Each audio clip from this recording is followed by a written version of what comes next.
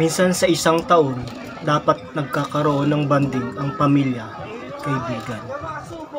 Para nagiging close sa isa't isa, pati mga kilos, nagkakaroon ng closeness. Masasabi kong swerte ang mga tropa kong ito dahil meron silang mga kaibigan na maaasahan sa oras ng kagipitan at problema. Oo, minsan, hindi nawawala ang tampuhan at away sa isang pamilya. Pero andyan pa rin sila.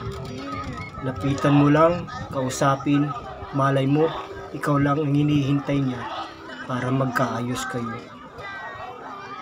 Swerte ko din naman kasi kayo ang naging mga kaibigan ko. Tinuring niya akong kapamilya kahit malalakas kayong lumakbot mo. Sana bigyan pa tayo ni Lord ng mahabang buhay, good health, kahit andyan pa si Mercury drug, dapat healthy tayo palagi. Mga katampalasan, every year meron tayong banding at kwentuhan na masasayang nangyari sa ating buhay. Mabuhay katampalasan.